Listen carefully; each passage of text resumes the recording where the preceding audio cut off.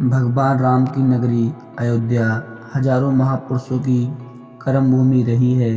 यह पवित्र भूमि हिंदुओं के लिए बहुत ही महत्वपूर्ण है। यहाँ पर भगवान राम का जन्म हुआ था। यह राम जन्मभूमि है। इस राम जन्मभूमि पर एक भव्य मंदिर बना था जिसे तोड़ दिया गया था। आओ जानते हैं कि वह भव्य मंदिर किसने बनवाया और कैसा था वह मंदिर।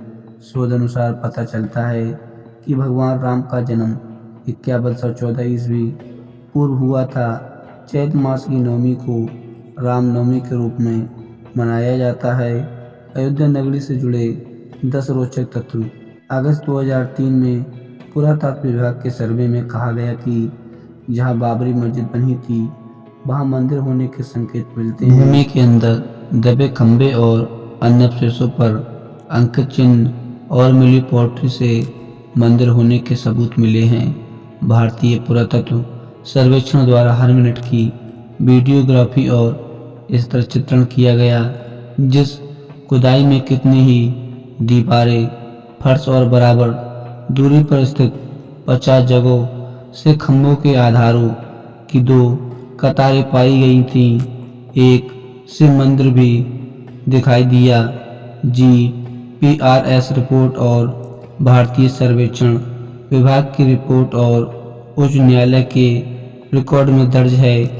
30 सितंबर 2010 को इलाहाबाद उच्च न्यायालय की लखनऊ खंडपीठ ने विवादित ढांचे के संबंध में ऐतिहासिक निर्णय सुनाया। न्यायमूर्ति धर्मवीर शर्मा, न्यायमूर्ति सुधीर अग्रवाल और न्यायमूर्ति आयुष खान ने एक मत से माना कि जहां रामलला विराजमान है वहीं श्री राम की जन्मभूमि है। पहले कैसी थी अयोध्या? अयोध्या पहले कौशल जनपद की राजधानी थी। वाल्मीकि कृत रामायण के बालकांड में उल्लेख मिलता है कि अयोध्या 12 योजन लंबी और 3 योजन चौड़ी थी। वाल्मीकि रामायण में अयोध्यापुरी का वर्णन विस्तार से किया गया है। रामायण में अयोध्या नगरी के सरयू तट पर बसे होने और उस नगरी के भव्य समृद्ध होने का उल्लेख मिलता है। वहाँ चौड़ी सड़कें और साथ ही चौराहे पर लगने वाले बड़े बड़े स्तंभ थे। हर व्यक्ति का घर राजमहल जैसा था। यह महापुरी 12 योजन 96 मील चौड़ी थी। इस नगरी में सुंदर लंबी और चौड़ी सड़कें थीं। इंद्र की अमरावती की तरह महाराज दशरथ ने उस पुरी को सजाया था। क्या था श्री राम जन्मभूमि का हाल? कहते हैं कि भगवान श्री राम के जल समाधि लेने के पश्चात अयोध्या कुछ काल के लिए उजाड़ सी हो गई, लेकिन उनकी जन्मभूमि पर बना महल वैसा का वैसे ही था। भगवान श्री राम के पुत्र कुश ने एक बार पुनः राजधानी अयोध्या का पुनर्निर्माण कराया था। किसने बनवाया भव्य मंदिर? इसके बाद यह उल्लेख मिलता है कि ईसा के लगभग 100 वर्ष पूर्व उज्जैन के चक्रवर्ती सम्राट विक्रमादित्य एक दिन आकेट करते करते अयोध्या पहुंच गए। विक्रमादित्य को इस भूमि में कुछ चमत्कार दिखाई देने लगे।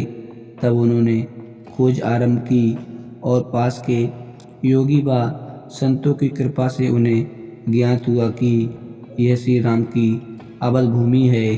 उन संतों के निर्देश से सम्राट ने यहाँ एक भव्य मंदिर के साथ ही कूप, सरोवर, महल आदि बनवाए। कहते हैं कि उन्होंने श्री राम जन्मभूमि पर काले रंग के कसौटी पत्थर वाले 84 स्तंभों पर विशाल मंदिर का निर्माण करवाया था।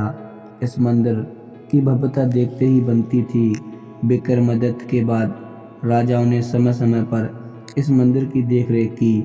उन्हीं में से एक कुश वंश के प्रथम शासक पुष्यमित्र कुश ने भी मंदिर का जीर्णोद्धार बनवाया था।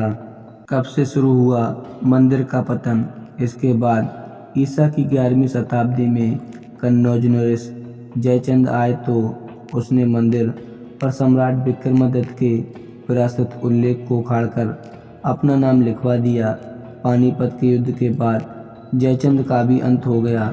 इसके बाद भारतवर्ष पर आक्रांताओं का आक्रमण और बढ़ गया। आक्रमणकारी ने काशी मथुरा के साथ ही अयोध्या में भी लूटपाट की और पुजारियों की हत्या कर मूर्ति तोड़ने का क्रम जारी रखा। लेकिन 14वीं सदी तक अयोध्या में राम मंदिर को तोड़ने में सफल नहीं हो पाए। विभिन्न आक्रमणों के बाद भी सभी झंझावातों को झेलते हुए श्री राम जन्मभूमि पर बना भव्य मंदिर 14वीं शताब्दी तक बचा रहा। कहते हैं कि सिकंदर लोदी के शासनकाल के दौरान यह मंदिर मौजूद था।